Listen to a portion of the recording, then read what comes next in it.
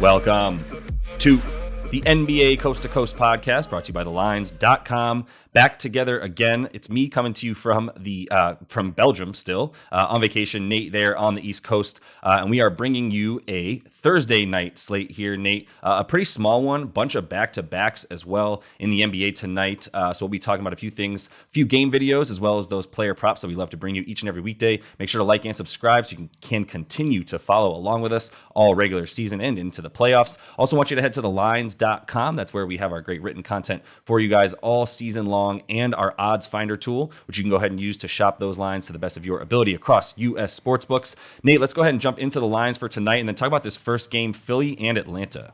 Yeah, I believe everybody is on a back-to-back. Everybody in the NBA had to play Monday and Wednesday. No games Tuesday. And so we do get a short 4-game slate here after that. So the Mavs minus 3.5 at Wizards is one. That totals all the way down to 208. The game we're looking at here, Sixers right now are plus 1.5 at Atlanta, and that totals at 222.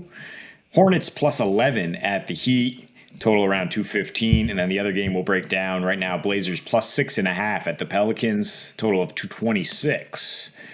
With the Hawks, you always got to talk home road splits first and foremost. It matters for other teams. It matters for them a lot more. And the first thing I look at is just how they get up for games against Eastern Conference contenders. And I was pretty surprised even at how strong of a correlation there is when I go through the game log. They've won 14 of their last 17 at home against the Bucks, Sixers, Celtics, Heat.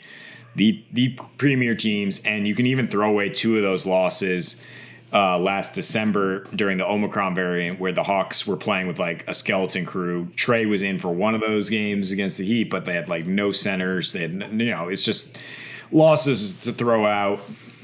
That includes one of their losses against the Sixers too, and they also then turned around and beat the Sixers with no Trae Young, no starters of any sort, and Embiid and Maxey were out there for the Sixers. I mean, we know this is a different Sixers team now that James Harden's out a month. They're going to showcase their depth. They're going to spread the ball around a little more. Embiid has looked pretty good since coming back from his non-COVID illness here. I mean, Atlanta has some big bodies to throw at him, though. Not your typical monster numbers from Embiid, I guess. The last 5 trips to State Farm, 27 points per game. 53% field goal, only getting 9 free throw attempts. I say only. That's still quite a bit.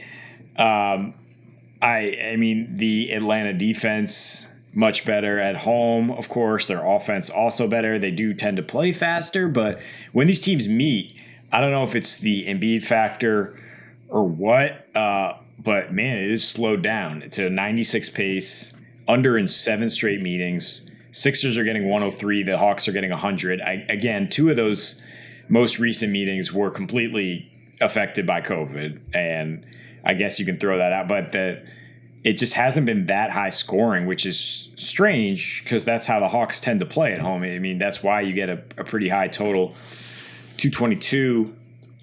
I mean, if it continues to drop a little bit because of this recent history, I think the over is definitely in play. I mean, the way the Hawks are playing this particular season is conducive to high-scoring games, for sure. But I think for now, I'm going to just stick with the Hawks to win at home, just kind of lean on that. Like last season, they won 13 of their last 14 home games against Eastern Conference teams. Didn't matter if they were contenders or not. They were just rolling at home.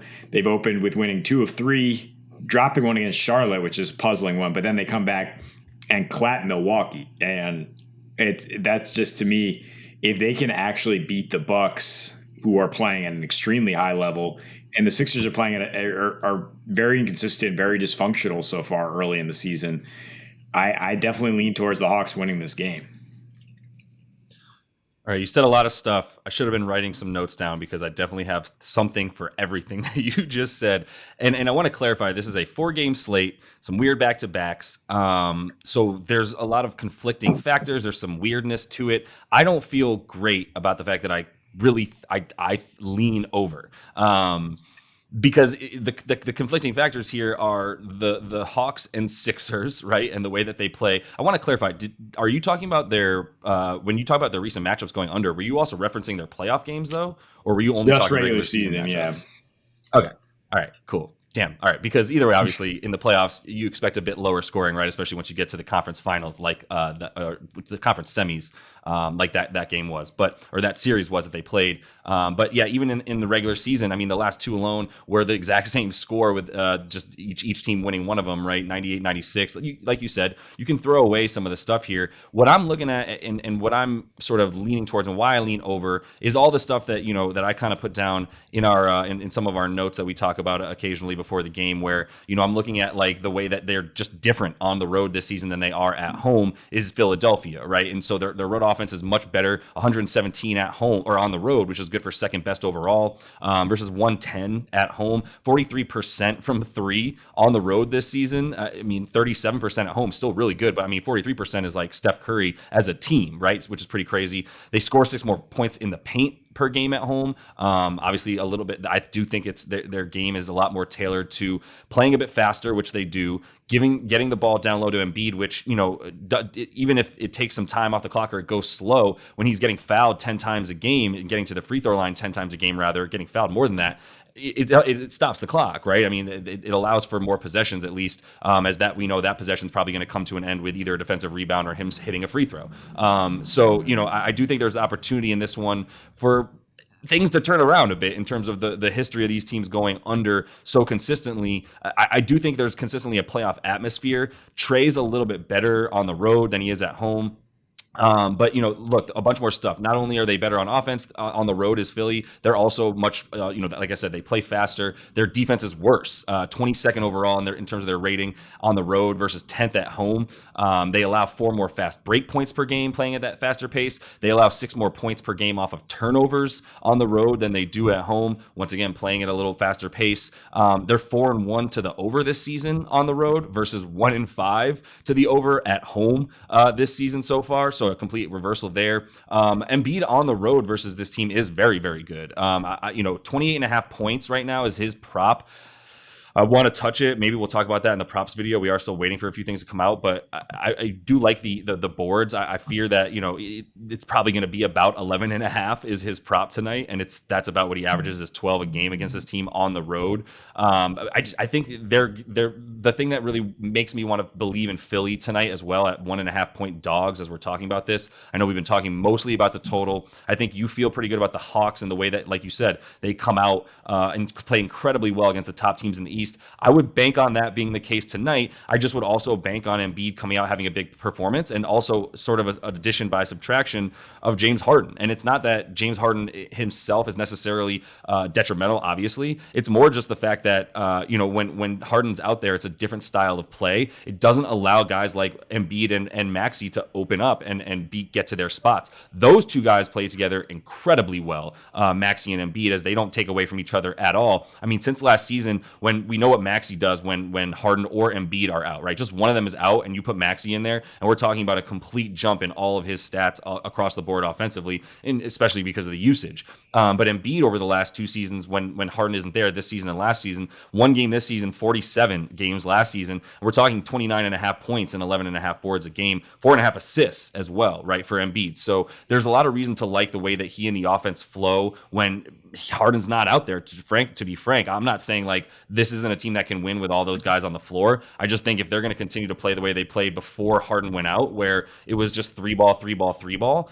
I don't feel as good about that as I do about Harden playing point guard and allowing Maxey and Embiid to cook, which is what they're going to do in this game without Harden. Yeah, I mean, my bad off the top saying everyone's on a back-to-back. The Sixers have not played since Monday, so they do have a rest advantage here. That does help a little bit when you look at their pace numbers and scoring. Atlanta's does tend to go. I mean, they were 10-7 to the over on 0 days rest last year, so. And won this year, so 10-7 since last season. Yeah, and the Sixers, like you said, I mean, they 4-0 on the road to the over. So there's definitely something there. Yeah, and the offense being faster when you get the ball in Maxey's hands more, when you let Tobias Harris be more of a factor and not just like a stand in the corner And yeah, I mean, Harden's going to drain your pace, especially if you're playing through both Harden and Embiid. That's why the Sixers for a while last year, I think we're playing at like a 92 pace, and one of the slowest teams out there. So I don't mind the over if you can get it a little bit lower, if you can kind of pounce on it if it does trend to go down. But this is an interesting schedule where it's a home and home set. Two nights later and on Saturday, they're going back to Philly to play again.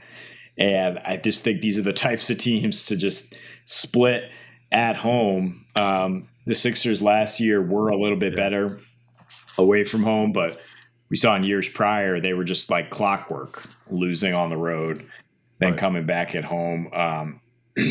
And look, Atlanta, it's just a case of when they have games circled. Like, I'm looking at kind of the angle with the other game too here. Portland, they knew they were in a back-to-back situation. They did not bring it against a feisty Jazz team necessarily. Got some key guys rest and got geared up for this game, which is the one they want to win. When they're engaged, I do worry that their defense is going to be good enough to slow down the Sixers and keep it under. And so that's why I shy away from the total. But I mean, when you have transcendent stars like Trae Young and Joel Embiid, the efficiency can go through the roof there, and you can get over. But yeah, I would look at Trae being the guy who sets the tone here. Maybe some player performance doubles for him to get 30, get a double-double, and lead the Hawks to a win in this situation. Yeah, I think it's going to be a close game. I really do. I don't see a blowout for either team because I think they're both geared up for this one. I think it's almost like a pseudo live bet situation because we have this home at home where I think we're both like, I don't know exactly who's going to win this game, but I feel pretty good that whoever doesn't win is going to win the next one, right? And we can feel good about whoever we bet on, the previous loser in this next game as they play this home at home against each other. So that's all the time we have for you in this one. Make sure to like and subscribe. Nate mentioned we also have that Pelicans and Blazers game up for you guys tonight. So want to check that out. Make sure to like and subscribe and also catch those player props that we're bringing you guys. So until we see you next, happy betting.